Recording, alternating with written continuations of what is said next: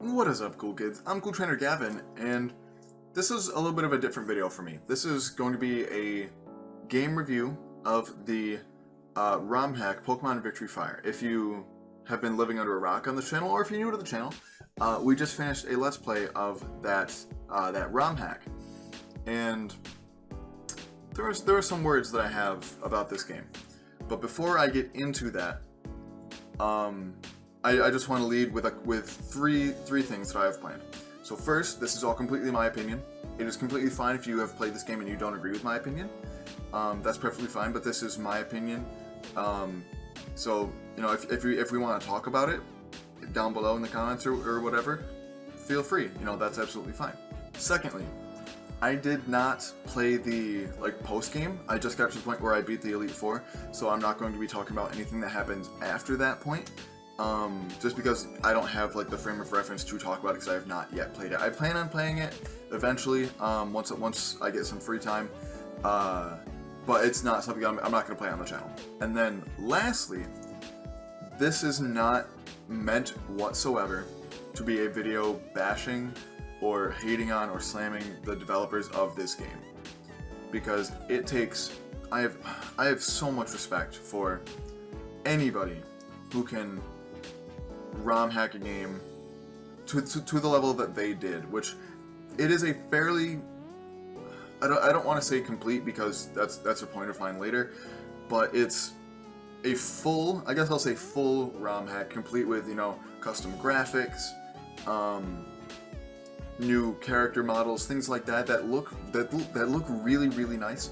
And you know, I've been working on a fan game for over a year now at this point, and I'm not very close to being done with it whatsoever. So I have so much respect for anybody that does that, and I don't want this to come off as me hating on the developers.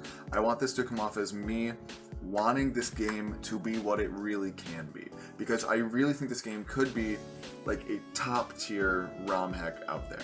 But my first real criticism is something that's kind of small, but just also really important, which is read the text. There are so many typos or just grammatical errors, and you know, I'll give benefit of the doubt. Perhaps the developers, maybe their English isn't their first language. Perhaps that's true. I don't really know.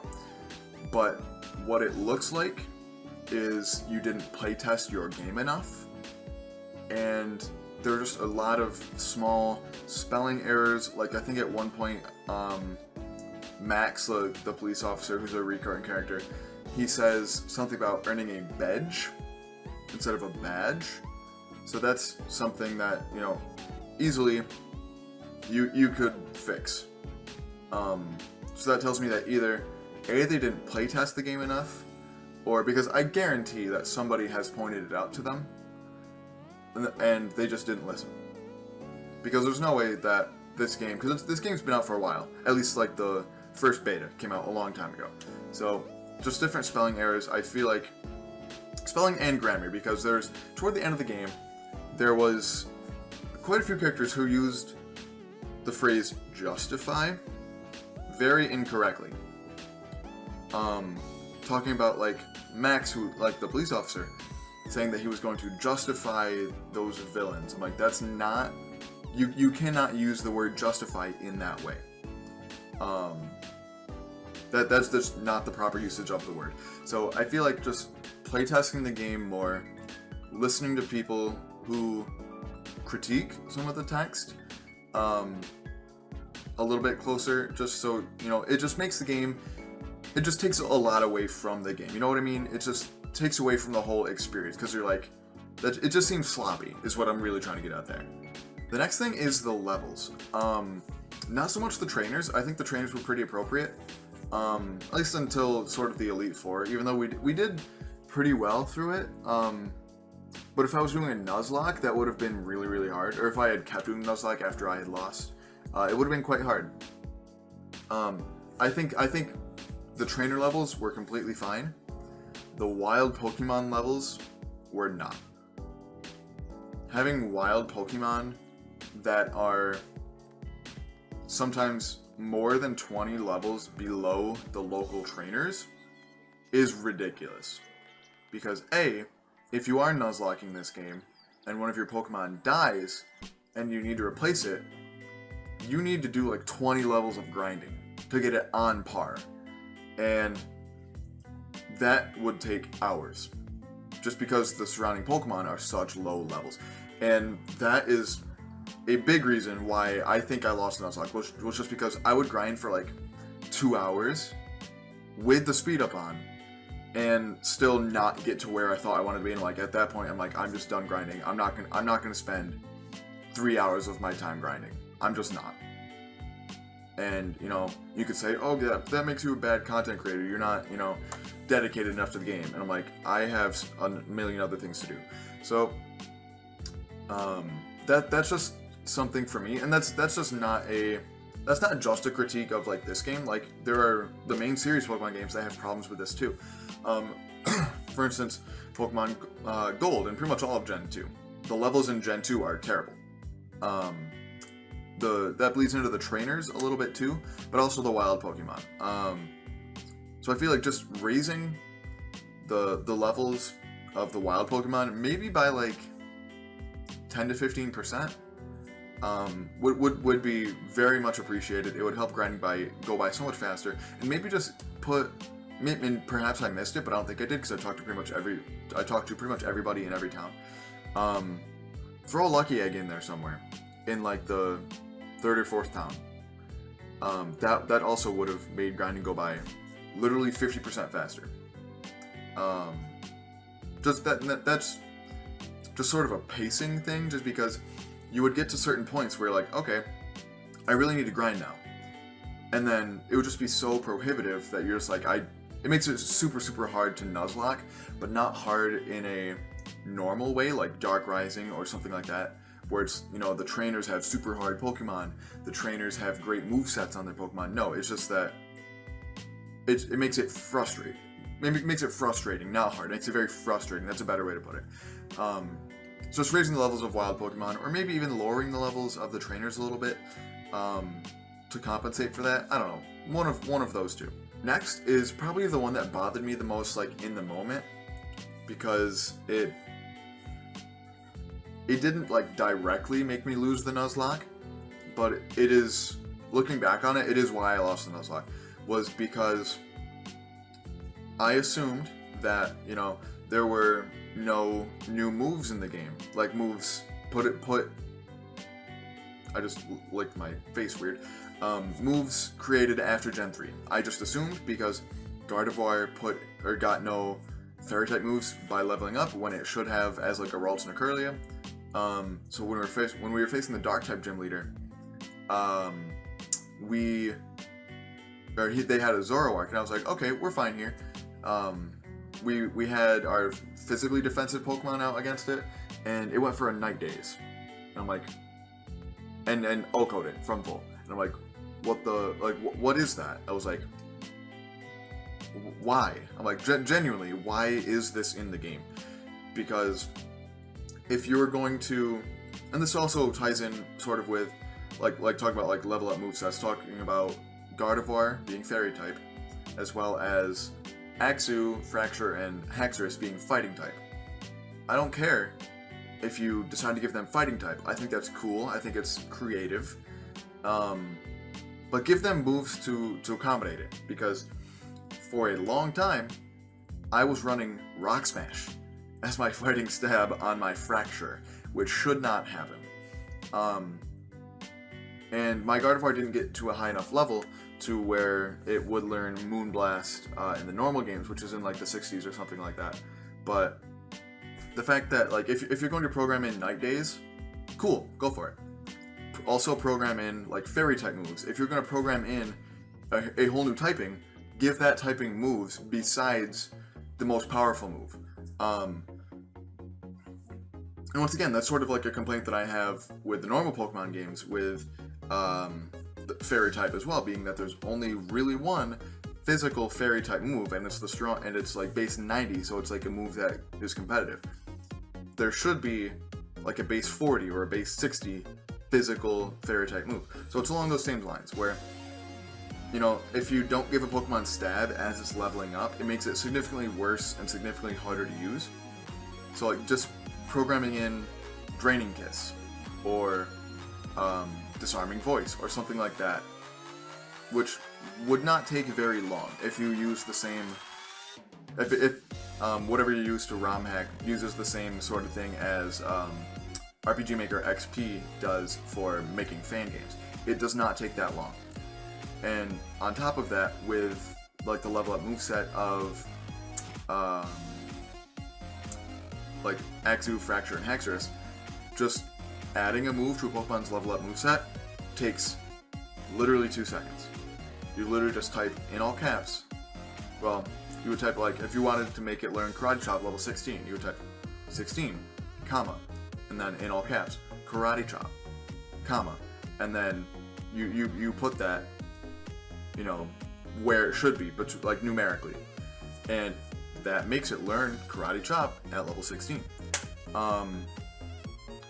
That, along with Pokemon knowing moves that they shouldn't, such as there were Lopunnies that knew Slash. Lopunny does not get Slash. Give it Return instead. It's not that hard. Things like Togekiss having Moonblast. Togekiss does not get Moonblast. It gets, the only fairy type move it gets is Dazzling Gleam. And you know, if you want to do that, actually no, I'm not going to finish that sentence, because don't do that. Because then you're like, I'm not expecting this Pokemon to have this move. So, you know, that ended up costing me a Pokemon at the time, I think. If you're going to do that, at least program in like Dazzling Gleam. If you want to give it a fairy type move, put in the extra work, put in the effort to make your game as good as it can be. Going back to some things that Pokemon had that they shouldn't have had. I ran into several Porygon Zs at various points throughout the game. Every time I fought Silk, the first gym leader, she had a Porygon Z. I think I ran into maybe 1 or 2 miscellaneous trainers that had one. And then I ran into a Team Mirage admin who had one. And I'm like, okay, easy mode. And then I was using Speed Up, and my Dream Eater for my Spiritomb was doing no damage even though it was asleep. And I was like, that's weird. So I slowed it down and clicked it again, and it said it had Wonder Guard. Why? Why do you give that one specifically the best ability in the game? If I did not have the Brick Break TM that I had taught, I think I still had a Fracture at the time, I would have been screwed. I could not have beaten that. And it's just like, that just seems so odd. Like, genuinely, like, why would you do that? It doesn't make any sense to me. And you know, not that I would want this either, but if you're going to do that, make other Porygon Z throughout the game also have Wonder Guard. That would make more sense. I'm not saying to do that. If you want to give Pokemon new abilities that make sense, cool. Giving Mega Charizard and potentially Mega Aerodactyl, I didn't quite find out, but it missed moves more often than it should have. But giving them Hustle, because Tough Claws does not exist yet, that's cool. Because it does basically the same thing, a little bit worse just because it lowers accuracy, but it was the best you could do at the time. So like, I don't blame you whatsoever for that. But if you're going to do it, at least do it so it makes sense, you know? Wonder Guard on Porygon Z, in my opinion, does not make sense. Because it's made for one Pokemon and one Pokemon only that has a HP stat of 1. So that just didn't make too much sense to me. And while we're sort of talking about Megas, something that kind of bothered me was that both Gardevoir and Gyarados could not Mega Evolve. And I get, you might not want to, because if you gave every Pokemon who can Mega Evolve a Mega Evolution in the game, because I know, basically what, to my knowledge, the developers did was like replaced an old Pokemon with a new Pokemon, which is why Salandit had Spinarak's Cry, and you know, the along those lines, Salazzle had Gyarados' Cry. And I think Exufracture and Hexorus had the Whismurline's Cry, if I'm not mistaken. So because of that, those Pokemon are not in that game. They are replaced like in the Pokedex with those new Pokemon. And I think the way they did it was they programmed in the Mega Evolutions as replacements for those Pokemon. Instead of being like an alternate form, they did it as basically Charizard evolving into Mega Charizard. So they must have replaced X Pokemon with Mega Charizard. And I get, like, if you would give every single Pokemon that you wanted in the game that could Mega Evolve a Mega Evolution, you would have to take out, like 15, 16 extra Pokemon that you could have in the game otherwise. And I get that. But, there are some Pokemon that are just, like, useless, that, like, Gardevoir and Magikarp, Magikarp is given to you, so I feel like gift Pokemon have a pretty high chance to stay on your team, especially one as good as Gyarados. So I feel like giving that a Mega Evolution would be cool. Just because I feel like a lot of people who play the game would have that on their team. Along with Gardevoir, just because Gardevoir is a Fairy type, if you want to advertise that your game has Fairy type, most people are going to try to put a Fairy type on their team. And not to mention Mega Gardevoir is just a great Pokemon. And maybe you're still working out how to do stuff with their abilities, because neither Mega Gyarados nor Mega Gardevoir's abilities exist yet. But you could give Mega Gyarados, say, you could let it keep Intimidate, even, honestly. You could give Gardevoir, I'm trying to think what abilities exist at the time. Off the top of my head, I don't remember. You could give it something like Trace, or even Synchronize, so you could have it keep its ability. That'd be fine. But it's just I think the overall thing that bothered me about this game was just the inconsistency. Overall, it just didn't feel like a game that is finished, because to my knowledge, it is.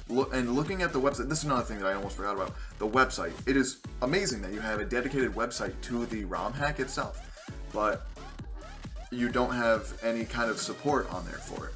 Your walkthrough is just a link to a playlist that's 5 years old from somebody who was one of, as much as I love Shofu, he's a great content creator. That's not a great series. And it's not a walkthrough series, it's just him playing the game. It's not him like 100%ing the game, it's not him doing this or that, it's just him playing through. Sorry, my controller's still in my lap because I just finished recording the last episode. Yeah, so I think just having somebody make a comprehensive walkthrough and put it on, like, in text would be incredibly helpful.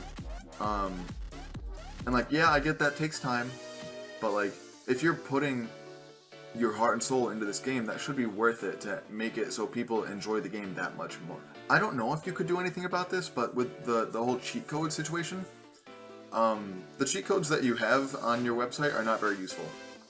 An experience code would be much appreciated. If you don't do anything with the levels of the wild Pokemon, a cheat code for experience would be much appreciated. Also, I think, like, sort of overall, the flow just didn't seem like it was there. Because, A, you never get the bike. To my knowledge. I never found a place to get the bike. And I checked in every building in pretty much every town that I went to in the game. And there was no bike. So it's like, weird. Literally every other Pokemon game you get the bike by, like, third batch. Also, you don't get Fly until the 6th or 7th badge. That's kind of wild. I guess Emerald also does that. Yeah, but I feel like there's a lot more. The region's a lot more easily accessible in Emerald than it was in Victory Fire. I guess that's a critique of Emerald too, because I feel like getting Fly by, like, your maybe not third, probably like your fourth or fifth badge is probably the best place to do it, because it's not like it's a broken move where you know, it's like super overly powerful. Yeah, it's base 90, but it takes 2 turns, so really it's base 45. And it just makes the game so much easier when you have fly instead of having to walk everywhere. And the region is not easy to get around. To get from one place to another takes a sizable amount of time. And also just like a lack of direction on like where to go. When I was watching Shofu's Let's Play, I noticed that there's some text that you had in the game 5 years ago that is no longer there. A couple of directions, which is the only reason that I knew where to go half the time. Specifically in like the mid game, when like all the Team Mirage stuff was starting to happen.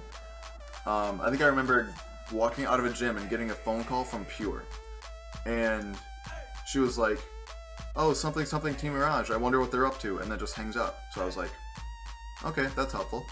And then I wandered around. That was my super ragey episode where I walked around for like an hour trying to figure out where to go and ran into like 4 dead ends. I looked up Shofu to see where he went, and I looked at the text for the same phone call, and Pure told him exactly where to go. And I'm like, why didn't you just keep that? I don't understand. That would have saved me so much time.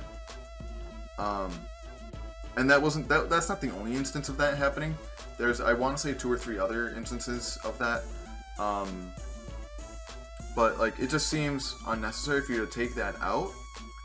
Meanwhile, there's a lot of useless text from characters like Max, from a lot of just like awkward text from like some minor characters like the Elite Four, some of the gym leaders. Overall, sort of wrapping it up, I really, like I said at the beginning, I have so much respect for anybody, not just these developers, anybody who can put out a full, I'm not going to say complete, but full ROM hack, especially with custom graphics, custom, you know, new Pokemon, new typings, things like that, a physical special split, which also took me forever to figure out that there actually was one. But all those things make this game really good for what it is. But the reason why I don't call it complete is just because playing through it just does not feel like it's finished. It feels like there's a lot of sloppy text, it feels like there's some pacing issues, and it feels like it's just kind of a slog to get through because you can't grind. Effectively, anyway. Even with the experience share, it's just so impossible, basically. So, I really want... I genuinely hope that the devs see this and that they sort of take it to heart, because yeah, I'm a really small YouTuber, I understand that. But if you care so much about this game to put all the hours into it that it takes to get to this point, I think you would really just want to polish, you know, the finished product. Because right now, it's... See, I'm a geologist, so obviously the first thing that comes to mind are rocks. So it's like you took, you know, a piece of coal, and, I mean, coal doesn't actually turn into diamonds, but you know what I mean. You take the piece of coal, and you put the pressure on it, enough to, like, turn it harder, but you didn't put the heat on, so it didn't become a diamond. You know what I mean?